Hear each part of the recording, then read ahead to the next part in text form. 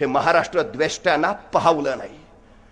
त्यांना महाराष्ट्र लुटायचा होता, पण जोपर्यंत शिवसेना आहे त्यांना ते शक्य वाटत नव्हतं. जोपर्यंत उद्धवजी ठाकरे आहेत तोपर्यंत महाराष्ट्राला हात घालता येणार नाही हे त्यांच्या लक्षात आलं आणि मग कुटील डाव रचला.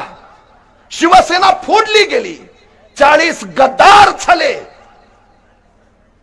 ती रात्र अजून महाराष्ट्र विसरला नाही, ज्या रात्री उद्धवजी ठाकरेंनी वर्षा सोडली आणि ते मातोश्रीकडे निघाले.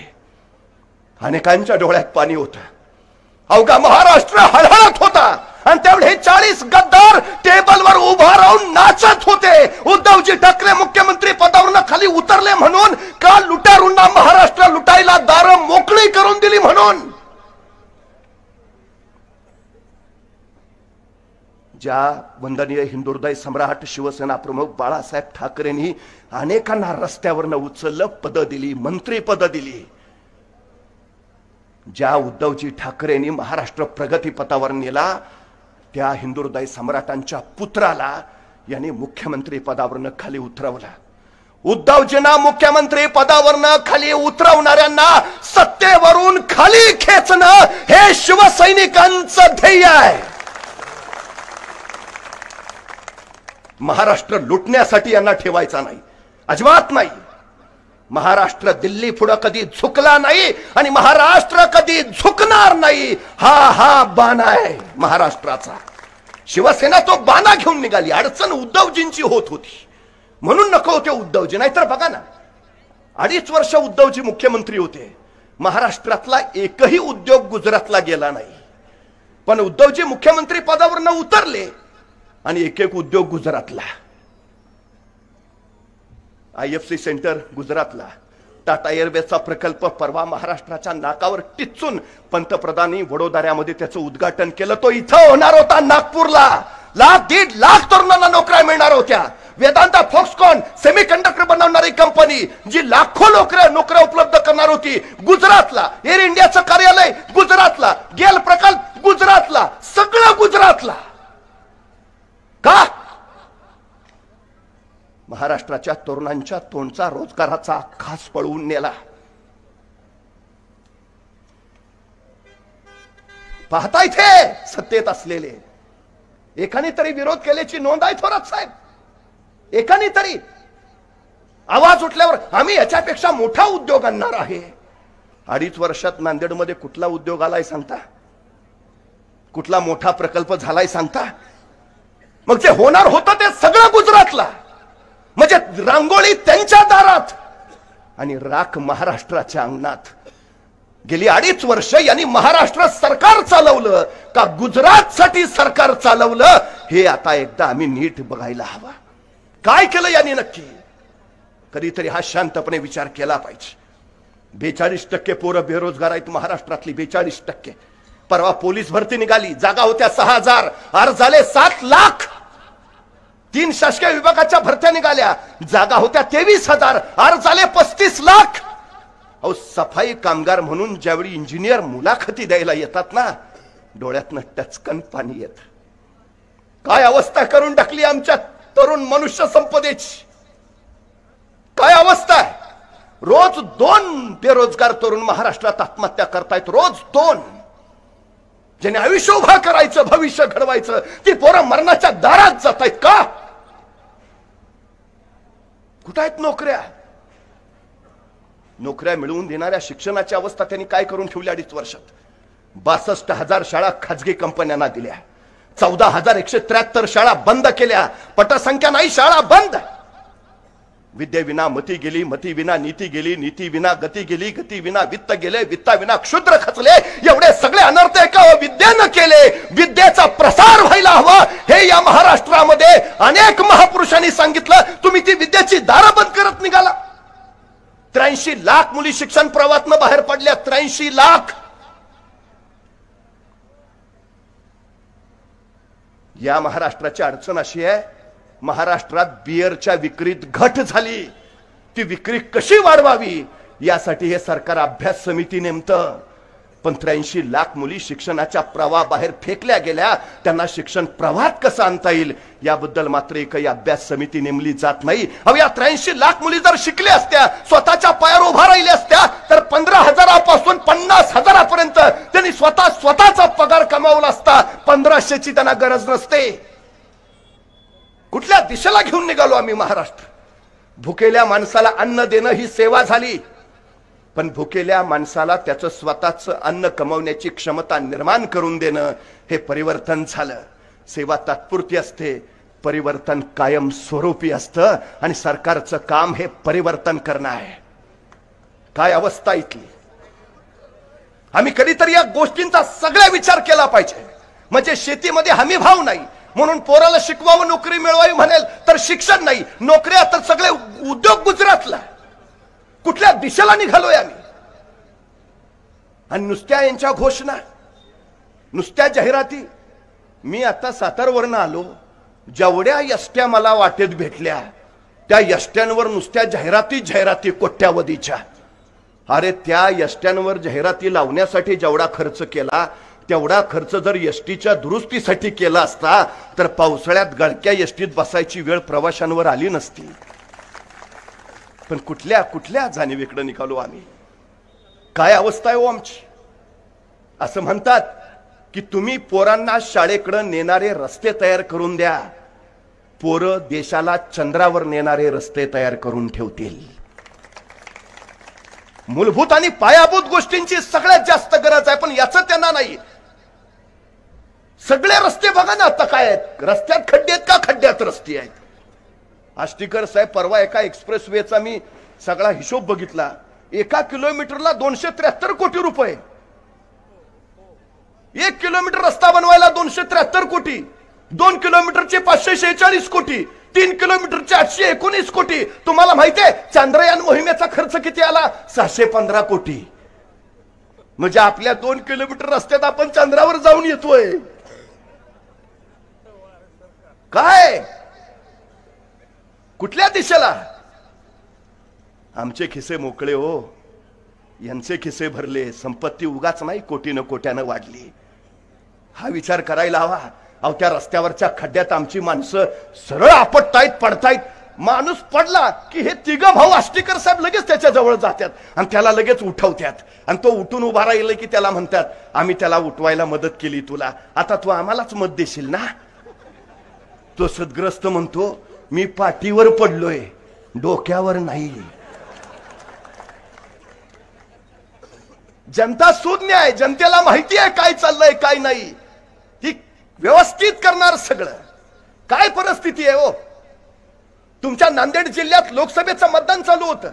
एका मतदार केंद्रामध्ये एक तरुण गेला मतदान करायला आणि तिथं गेल्यावर त्यानं कुऱ्हाडीनं सरळ ईव्हीएम मशीनच फोडून टाकलं. पोलिसांनी पकडलं. का फोडलं ईव्हीएम मशीन? म्हटलं या सरकारनं मला बेरोजगार केलंय, ह्या सरकारनं माझा रोजगार पळवला म्हणून ईव्हीएम मशीन फोडलं. आता मला सांगा, तरुण संतप्तच आहेत, विषयच नाही, पण ईव्हीएमचं मशीन फोडून नोकरी मिळणार आहे का? त्यापेक्षा ह्या विधानसभेला संगीता पाटलांच्या मशालीचं बटन दाबलं आणि महाविकास आघाडीला विजयी केलं तर नोकरी रोजगार नक्की मिळेल. ही सगळ्यात मोठी वस्तुस्थिती आहे, सगळ्यात मोठी. आज थोरात साहेब, नोटाबंदीचा वाढदिवस आहे. आज 8 नोव्हेंबर 2016ला आजच्याच दिवशी मध्यरात्री नोटाबंदी झाली. तेव्हापासून आमच्या लोकांच्या खिशातनं ज्या नोटा गायब झाल्यात. काय परिस्थिती आहे आमची, काय परिस्थिती आहे आमची. जगणं महाग करून टाकलं, मरणं स्वस्त करून टाकलं. अहो एक तरुण असाच वैतागला, इतका भयान वैतागला. म्हटलं काय काय नेमकं चाललंय काय? तुम्हाला माहितीये आता त्यांनी त्यांच्या पंचसूत्र ह्याच्यामध्ये घोषणेमध्ये 10 घोषणा केल्या, त्यात 25 लाख रोजगार निर्मिती करणार. अहो तुम्ही 2 कोटी रोजगार निर्माण वर्षाला करणार म्हणून सांगितलं होतं, त्याचं काय झालं ते सांगा की आधी. शासनाच्या 2 लाख पदं रिक्त आहेत, भरलीच नाही त्यांनी, ती आधी भरा. मला एका प्रश्नाचं उत्तर द्या. नोकर भरती सुद्धा यांनी कंत्राटी पद्धतीनं केली आणि त्या खाजगी कंपन्यांना चराऊ कुरण दिलं. एक स्पर्धा परीक्षा दाखवा ज्याचा पेपर फुटला नाही, एक भरती दाखवा ज्याच्यामध्ये घोटाळा झाला नाही. अहो वैतागला होता तो तरुण. एका चौकात उभा राहिला आणि मोठमोठ्यानं ओरडायला लागला, या सरकारने बेरोजगारी वाढवली, हे सरकार बिनकामाचं आहे, त्या सरकारचा काही उपयोग नाही. माणसं जमली तसं त्याला अधिकच चेवला. बेरोजगार वाढवली, महागाई वाढवली, सरकार बिनकामाचं आहे. तेवढ्यात पोलीस धावत आले, त्याला उचलला आणि पोलीस स्टेशनला नेला. पोलीस स्टेशनला गेल्यावर त्याने विचारलं, मला इथं का धरून आणलंय? इन्स्पेक्टर म्हणले, तू सरकारच्या विरोधात बोलतोयस म्हणून तुला इथं आणलंय. तसा तो तरुण म्हटला, अहो मी आपल्या सरकारच्या विरोधात नव्हतो बोलत, मी पाकिस्तानच्या सरकारच्या विरोधात बोलत होतो. तसा तो इन्स्पेक्टर म्हणला, तू काय आम्हाला येडा समजतो का? आम्हाला माहित नाही का कुठल्या सरकारने बेरोजगारी वाढवली ते? आम्हाला माहित नाही का कुठला सरकार बिनकामाचा आहे ते? ये पब्लिक है, सब जानती है. आता हिशोब करायची वेळ आली, आता हिशोब करायची वेळ आली. हिशोब सांगा ना मला काय हो? निष्ठेनं राज्य उभा राहतात आणि स्वार्थानं ती कोसळतात. 350 वर्षापूर्वी छत्रपती शिवाजी महाराजांनी स्वराज्य उभा केलं, ते निष्ठावंतांच्या बळावर, गद्दारांच्या बळावर नाही. दुर्दैव या मातीचं. इथं निष्ठावंत जसे उपजतात तसे दगडावर गद्दारीची बीज टाकली तर तीही फोपावतात. इथं गवताला जसे भाले फुटतात तशा गद्दारांच्या तलवारी सुद्धा सरसावतात. ही सगळ्यात मोठी वस्तुस्थिती आहे. एक काम करायचंय फक्त यावेळी. यांनी फक्त शिवसेनेची गद्दारी केली नाही, यांनी महाराष्ट्राशी गद्दारी केली आहे. ये 2.5 वर्ष जर उद्धवजी ठाकरे मुख्यमंत्री असते तर महाराष्ट्र देशात क्रमांक 1 वर असता. हे आता थापा मारत सुटलेत. असं आहे तसं आहे. परवा पंतप्रधानांच्या आर्थिक सल्लागार समितीनं अहवाल सादर केलाय. महाराष्ट्राची सकल राज्य उत्पन्नात पिछेहाट झाली आहे. दरडोई उत्पन्नात महाराष्ट्र प्रचंड मागे खेचला गेलाय. महाराष्ट्र देशात 6व्या क्रमांकावर आहे. इतकी पिछेहाट आहे महाराष्ट्राची, इतकी. अशा या सगळ्या परिस्थितीमध्ये महाराष्ट्राला पुढे न्यायचं असेल तर ही गद्दारी गाडून त्याच्या उरावर विजयाचा भगवा फडकावलाच पाहिजे. ही सगळ्यात आणि सगळ्यात महत्वाची गरज आहे. आणि अशी गद्दारी गाडा परत महाराष्ट्राच्या राजकारणात ती उगवली नाही पाहिजे, अजिबात नाही. महाराष्ट्राच्या गर्दनीला नख लावणाऱ्याचे हातही महाराष्ट्र मागे ठेवत नाही, अजिबात नाही. आम्हाला त्या त्या पद्धतीनं महाराष्ट्राच्या हितासाठी, महाराष्ट्राच्या विकासासाठी पुढे जायचं आहे, हे लक्षात घ्या. आदरणीय उद्धवजी ठाकरे यांनी संगीताताईंना उमेदवारी घोषित केली. काही लोकांनी संभ्रम पसरवायचा प्रयत्न केला, पण मी एक गोष्ट सांगतो, उमेदवारी तुला की मला याची ही लढाई नाही. आमदार कोण याचीही लढाई नाही. ही केवळ शिवसेनेची लढाई नाही, ही महाराष्ट्र धर्माची लढाई आहे. महाराष्ट्र धर्मासाठी एकत्र यावं लागेल, महाराष्ट्र धर्मासाठी एकसंघ व्हावं लागेल. नाहीतर उद्याची पिढी आम्हाला विचारेल, महाराष्ट्र विकला जात होता तर तुम्ही काय करत होता? महाराष्ट्र लुटला जात होता तर तुम्ही काय करत होता? आमच्या तरुणांच्या रोजगाराचा घास गुजरातला पळवला जात होता तर तुम्ही काय करत होता? आम्हाला ठामपणे सांगता आलं पाहिजे, असं काहीही होणार नाही. कारण आम्ही संगीताताई पाटील यांच्या सोबत होतो, उद्धवजी ठाकरेंच्या बरोबर होतो. हा महाराष्ट्र आम्हाला राखायचा आहे, हा महाराष्ट्र आम्हाला प्रगती पथावर न्यायचा आहे. हे लक्षात ठेवा. महाराष्ट्रासाठी, उद्याच्या भविष्यासाठी आम्हाला यावं लागेल एकत्र. ही सगळ्यात आणि सगळ्यात महत्वाची गरज आहे, सगळ्यात महत्वाची. खरं तर परवा एक गोष्ट झाली, मला कधी कधी प्रश्न पडतो, महाराष्ट्राचं सामाजिक वातावरण खराब करायचं काम सध्या चालू आहे. सगळ्यात महत्वाची गोष्ट आहे, ही लोकशाही आहे. न्याय हक्कासाठी लढणं हा इथल्या लोकांचा अधिकार आहे. पण या सरकारनं काय केलं? मराठा समाजाला आरक्षण मिळावं यासाठी अंतरवालीमध्ये आंदोलन करणाऱ्या आंदोलकांवर सरळ लाठी हल्ला केला. SIT लावण्याची घोषणा का? वारकऱ्यांवर लाठी हल्ला झाला, बारसू प्रकल्पग्रस्तांवर लाठी हल्ला झाला. लोकांनी त्यांच्या न्याय हक्कासाठी लढायचं नाही, उभं राहायचं नाही. तुम्ही आता निवडणुकीसाठी आश्वासनं देताय. अरबी समुद्रात छत्रपती शिवाजी महाराजांचं स्मारक उभा करतो म्हणला होता, काय झालं त्याचं? इंदू मिल मध्ये डॉक्टर बाबासाहेब आंबेडकरांचं स्मारक उभा करतो म्हणला होता, काय झालं त्याचं? शेतकऱ्यांना 1.5 पट हमी भाव देतो म्हणला होता, काय झालं त्याचं? शेतकऱ्यांच्या आत्महत्या थांबवतो म्हटला होता, काय झालं त्याचं?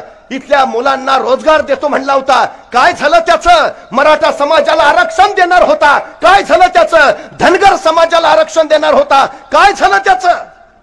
या प्रश्नांची उत्तरं द्यावी लागतील. आज परिस्थिती इतकी भयानक आहे. पूर्वी दगडावर दगड घासला की ठिणग्या उडायच्या आणि मग अग्नीचा शोध लागला. आता ह्यांना नवा शोध लागलाय. जातीवर जात घासली, धर्मावर धर्म घासला की ठिणग्या उडतात, मग आग पेटते आणि त्याच्यावर आपल्या सत्तेची पोळी भाजून घेता येते. सावध राहायला हवं, सजग राहायला हवं. शिवसैनिक ज्यावेळी हातामध्ये शिवबंधन बांधतो ना, त्याच दिवशी छत्रपती शिवाजी महाराजांचा 18 पगड जातीचा हा महाराष्ट्र मी एकसंघ अखंड ठेवेन अशी तो शपथ घेतो. हा महाराष्ट्र एकसंघ ठेवण्यासाठी एकत्र यावं लागेल, एकत्र उभा राहावं लागेल. आज परिस्थिती सगळ्यात महत्वाची अशी आहे, गेल्या वर्षभरामध्ये 46,000 महिलांवर अत्याचार झाल्याच्या गुन्हे नोंद झाले. 46,000 महिलांवर. 26,000 महिला गायब झाल्यात महाराष्ट्रात. 3.5 वर्षाच्या चिमुरडीवर बलात्कार झाले. तिथं तेवढ्याशा चिमणीच्या किंकाळ्या अजूनही आसमानतात, खुंटतात. कुठे राहतो होत आम्ही? जगातला पहिला सर्जिकल स्ट्राईक छत्रपती शिवाजी महाराजांनी केला. लाल महालावर हल्ला करत त्यांनी शाहिस्ता खानाची बोटं छटली आणि वाऱ्यासारखे आलेले महाराज तीरासारखे निघून गेले. काही वेळानंतर लाल महालातला गोंधळ संपला आणि शाहिस्ता खानाची बेगम धावत धावत शाहिस्ता खानाकडे आली. हुजूर, हमारी बेटी गायब है, हमारी बेटी गायब है हुजूर. त्यावेळी शाहिस्ता खान तिला म्हणाला, शिवाजी राजांची माणसं आपल्या पोरीला हात लावणार नाहीतच, पण जर चुकून तसं काही घडलं असेल तर बेफिक्र रहा, शिवाजी राजे पोटच्या लेकी सारखीच तिची काळजी घेतील. हे आहे महाराष्ट्राचं चारित्र्य. त्या महाराष्ट्रात आज काय घडतंय? कधी बदलापूरची घटना, कधी बोबदेव घाटाची घटना, कधी कोल्हापूर, कधी नागपूर, कधी मुंबई. काय परिस्थिती आहे? उद्धवजी ठाकरे मुख्यमंत्री होते, स्त्री सुरक्षा आणि स्त्री सन्मानासाठी त्यांनी शक्ती विधेयक आणलं. उद्धवजींनी आणलेलं शक्ती विधेयक गेल्या 2.5 वर्षामध्ये या सरकारला केंद्राकडून मंजूर करून घेता आलं नाही आणि त्याची अंमलबजावणी करता आली नाही. हे दुर्दैव आहे, हे दुर्दैव आहे. त्यामुळे आम्ही लक्षात घेतलं पाहिजे, युगप्रवर्तक छत्रपती शिवाजी महाराजांनी हे राष्ट्र उभा केलं, पण राष्ट्र उभा करणाऱ्या छत्रपती शिवाजी महाराजांचा पुतळा जो यांनी राजकोटला उभा केला होता, अवघ्या 8 महिन्यात कोसळला. म्हणे तो वाऱ्यानं कोसळला. वाऱ्यानं नाही, तुमच्या भ्रष्टाचारानं पोखरलेल्या व्यवस्थेनं तो कोसळला. पुतळा कोसळला नाही, महाराष्ट्राची अस्मिता कोसळली. पुतळा कोसळला नाही, महाराष्ट्राचा स्वाभिमान कोसळला. पुतळा कोसळला नाही, महाराष्ट्राचा अभिमान कोसळला. इथली नैतिक मूल्य ढासळली. एक शिवभक्त आष्टीकर साहेब परवा असं म्हणाला की 350 वर्षापूर्वी छत्रपती शिवाजी महाराजांनी सिंधुदुर्ग किल्ला बांधलाय. 350 वर्ष झाली तो लाटांचे तडाखे खातोय. त्या लाटांच्या तडाख्यानी सिंधुदुर्गाची दगडं झिजलीत, पण 2 दगडांना सांधणारा चुन्याचा चिरा मात्र अजून जसाच्या तसा आहे. दगडं झिजत 1-1, 2-2 इंच आत गेलीत, चुन्याचा चिरा मात्र 1-2 इंच अजून तसाच बाहेर आहे. मी निष्ठा त्या चुन्याच्या चिऱ्याला मानतो. दगडं झिजतील, निष्ठा नाही. त्या निष्ठेनं महाराजांनी स्वराज्य उभा केलं. तो शिवभक्त म्हणाला 350 वर्षापूर्वीचा उभा केलेला महाराजांचा सिंधुदुर्ग तसाच आहे, पण 8 महिन्यापूर्वी बांधलेला यांचा पुतळा मात्र कोसळला. खरंच महाराजांनी सिंधुदुर्ग बांधताना काय मिक्सर वापरला असेल? मिक्सर काही का असेना, त्या मिक्सर मध्ये प्रामाणिकपणा होता एवढं मात्र नक्की. त्या मिक्सर मध्ये इमानदारी होती एवढं मात्र नक्की. बेईमानी करणारं हे सरकार उलटायला हवं आणि महाराष्ट्र हितरक्षणासाठी प्रामाणिक असणाऱ्या महाविकास आघाडीचं सरकार आणायलाच हवं. 20 तारखेला मशालीचं बटन दाबा आणि संगीताताईंना प्रचंड बहुमताने विजयी करा.